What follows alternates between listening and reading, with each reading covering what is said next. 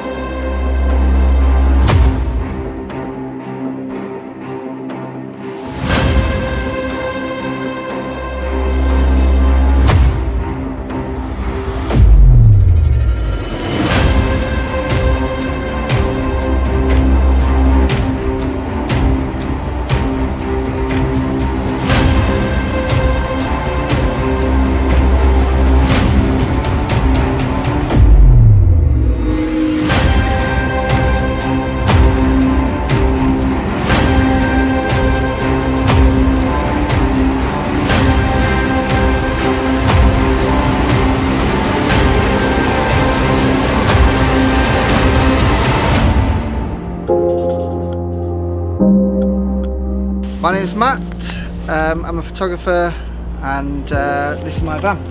I'll take you over, have a quick look. Dropped the van off a couple of weeks ago, and Dario and the boys at Cosmic have done an absolutely awesome job with it. So I'll just take you in, have a look. Maybe not start there.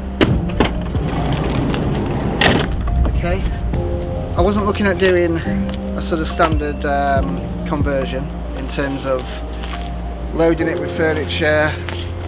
Didn't get the idea of having a sort of sink and a stove actually inside the van. I know it works for a lot of people, it just wasn't going to be something that worked for me. Mentioned before, work as a photographer, so I needed a van which was going to sort me out during the week from a work point of view. I have to carry a lot of kit and equipment, that type of thing, but at the weekends when we are allowed to go out, hopefully very soon, I like to chuck the kids in there, and with the wife we go away, Scotland, Wales, France, wherever, and then we can use this as a great base and you know, stay over, do all the camping thing with it. From an electrics point of view, I've had a couple of sockets put here, standard, what are they, 120 so volt? Yeah, these are 12 volt 12 volt sockets. Oh, yep, so 12 volt auto sockets put in there, a couple of USB points, basically great for the kids, plug in their iPads, laptops, all that sort of thing really. Combination of sort of, you know, work life, where I can use this as a bit of a production van, because predominantly I shoot location a lot, so if I've got a couple of people in, you know, a couple of crew members in the van, where we're going through work after a shoot, doing all the post-production element of it, image selection. Then we've got a great base now to work from. I've added a couple of points at the back over here. Again, just a couple of standard points there. For anything such as your tyre pressures, tyre pumps, yep. fridge, any multi-purpose kind of electrics there. And you went for the Plan R diesel heater as well, so we've located that just underneath there with a leisure battery, and he's also gone for swivel base underneath there. And in terms of the roof, he also went for the cover panel with the Skyline, and this is the bed underneath.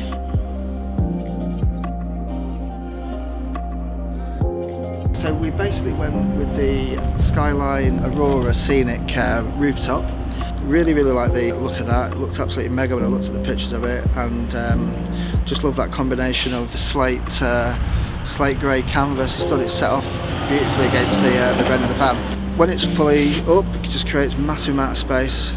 Can't get my head around actually just how much extra space it's created inside the van. It's made a massive, it's going to make a massive difference to what we're doing that.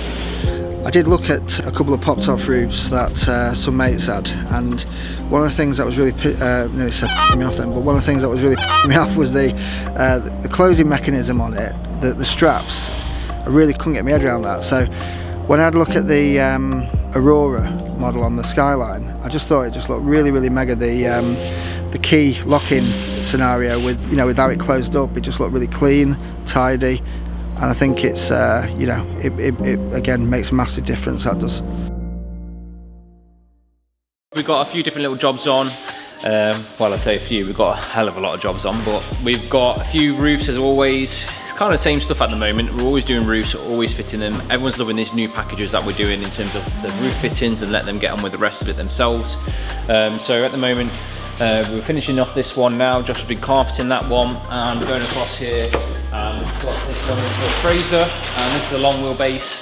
So what we're doing now is going to mask this all up and start to cut it out. So Ryan's on with that now. He's using his special skills of masking up. He's in there. Well trained. Anyway, Josh, I don't know why I'm presenting it. You lost this, so you need to present it. Oh mate, I just told you. Go and force him to present it. Busy, mate. Mate, I need my content. I can't go until I got it. Thing is, mate, if you come over here, I'm just going to start playing music on my phone, and then you just get copyrighted, mate. You lost, mate. You lost. No, by f***ing default, I lost. How by default? Because, yeah, you voted against me. I didn't vote against you. I voted for Cameraman. Barney did, yeah? Your missus did. Fucking rang James, you told James to. I literally did not at all. I literally did not. Did I ring you, James, and ask you to vote for Josh? Comment it and then we'll see what the answer is. People are going to vote for you. Isn't that true? The more he doesn't want to do it, the more he's going to have to do it. All you got to do is one episode. No. It's too much, mate. If you do one, I'll do one. Yeah, he's got it. So there you go. This is the bin, mate. This is where we put all our waste. You've had more camera time than all of us. Bin men come every Thursday, empty it, give it us back, fill it back up again.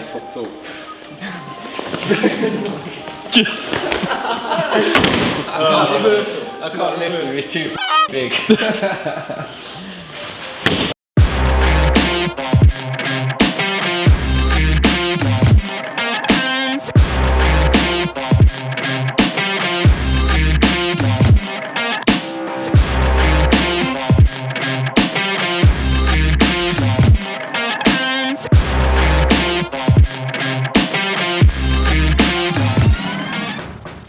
What I've done here is I wanted to show you the kind of style that you want to masking up your vehicle when you're doing these windows.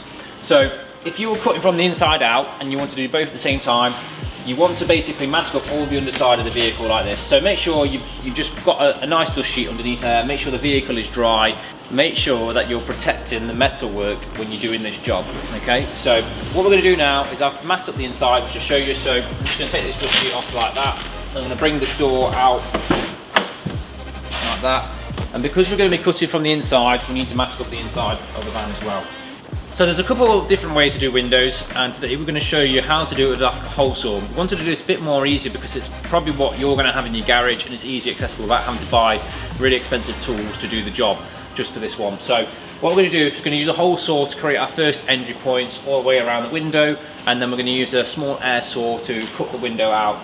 So we'll show you how to do that now. Now, one thing to be aware of, guys, this is a dangerous job, so you need to have protective gear, so gloves and eye and face protection.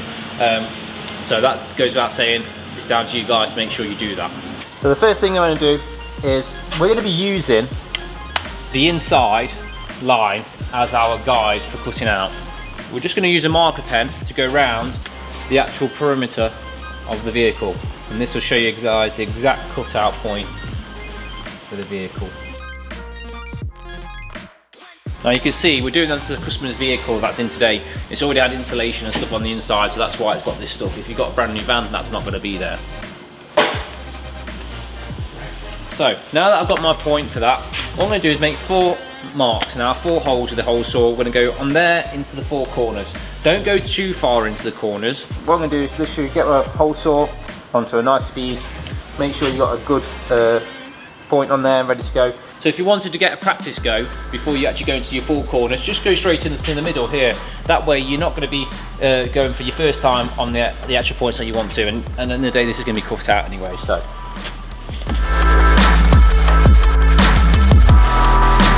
there we go. So we cut our first part of the window out, expose that correctly, and you can see we've just practiced there. Okay, so now you can see the swarf is already collected in here, which is actually quite good because it gets rid of it. But what we've got here, that's why you need to mask up your area. So the first thing that we're going to do now is go into the corners, and we've got our 4 points there. So we're going to go first into this corner here.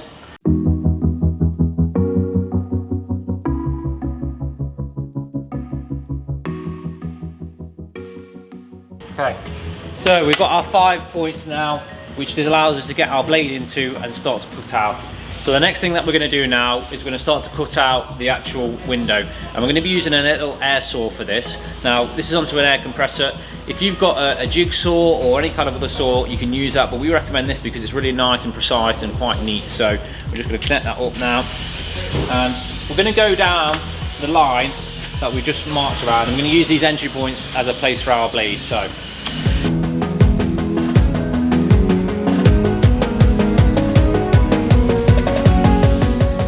what you'll have noticed there, with this blade, you can actually go through pretty much the whole window without having to use the other 3 points. But if you're using something else, that's why you'll use it. So like a jigsaw or something else, you'll use the other entry points. The reason I cut down and across first is because if you cut up there first and then down, the window's going to be flapping over, trying to fall over. If you go down and do the bottom bit first, go up to the top and then do the top bit, it's always going to be in place while you're trying to cut it, so it's a bit more easy to do. So I'm going to carry on cutting it out now. So I've gone all the way around up to here, and now I'm going to carry it on.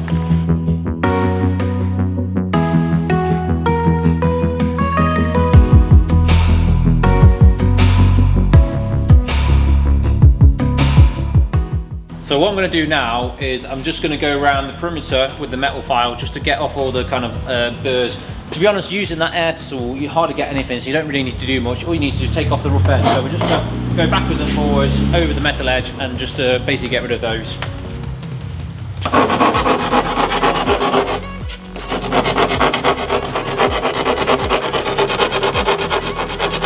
Before we go on to the primer part, we just want to give the van a bit of a blow off now. So we've got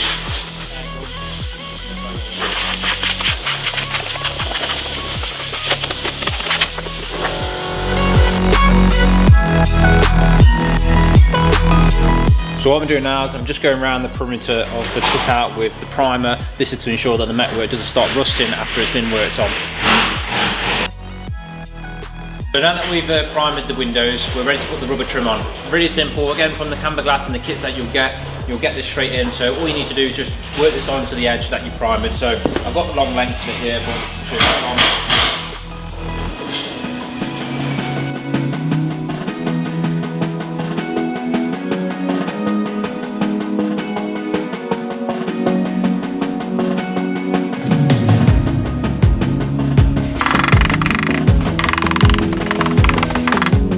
So as simple as that, and we want to get this finish I like using the double-edged stuff because it covers both layers of the metal skin.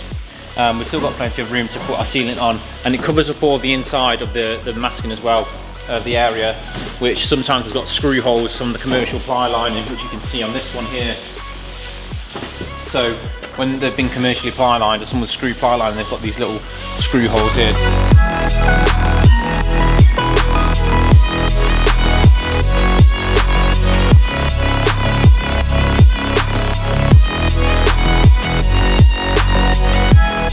Okay, so what I've done here is I've just masked up all the exterior perimeter of the window.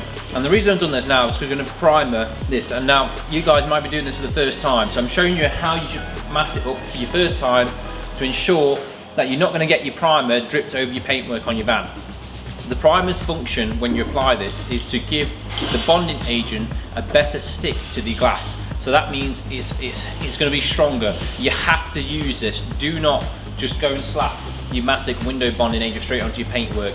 You need to put your primer on first, or you're probably going to end up having your window fall off. So we're going to do a nice neat bead all the way around. Careful, because this stuff is runny, so make sure you're masking it up and you're taking care of when you do it. So you don't need to have loads on it there. You just need to literally dab it on.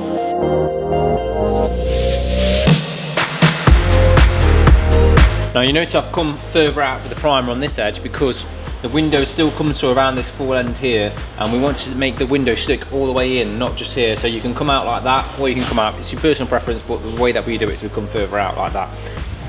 Okay, so the next step, just before we actually go to fit the window, we need to prep the window. So if you're getting the camper glass kit, what you're going to find is you'll have some wipes. We've got the exact same thing, but just in a can form. So we're just going to prep the window, so go around the aperture, clean it off, get rid of any dust or anything, any dirt particles on there, and then we're going to prime the window and get the actual bonding onto the van. There you go. So the surface is all nice and clean now, and it's ready to apply the primer. Now this is where you need to be careful. We're applying the same stuff that we just applied on the bodywork onto the van, onto the window. So make sure that you don't go into the actual window bit. If you want to, you can mask it up. I'm fine with doing it, I've done it loads of times. So just mask up the interior if you wanted to, so it doesn't seep onto the window. But yeah, we're just going to go around the aperture again and apply our black primer now.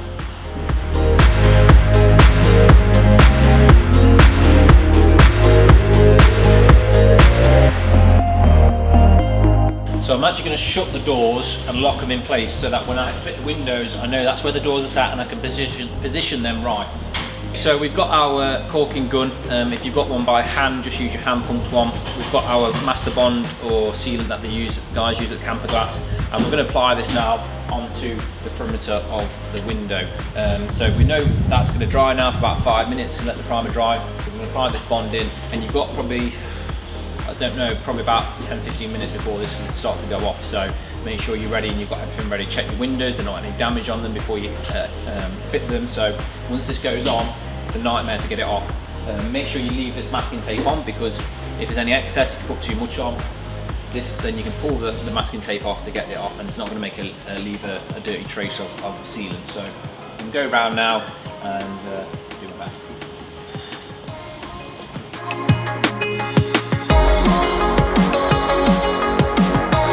My primer's dried now. I've got my window sealant on there. I'm ready to get it on. What I'm going to do now is just going to lift the windows onto the van, and yeah, we'll get the first one on.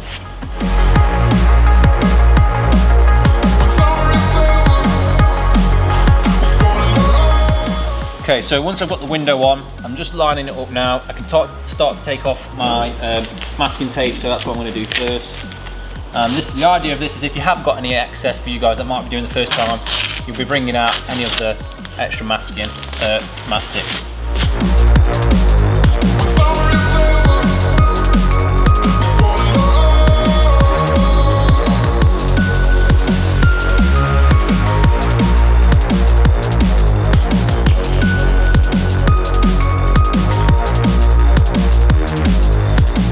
Once you're happy with the position of the window, repeat the process on the other side.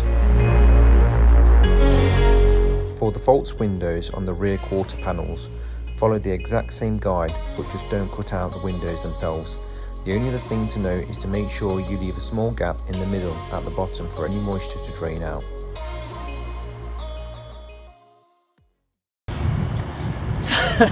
So as you can see, it's done now, but I did plan to go like a nice little click and transform the van into it all done, but I forgot to do it before. So here it is, it's all done.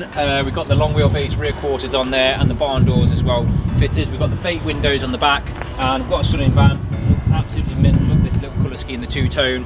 But yeah, check it out and see what you think. Let us know what you guys think in the comments below.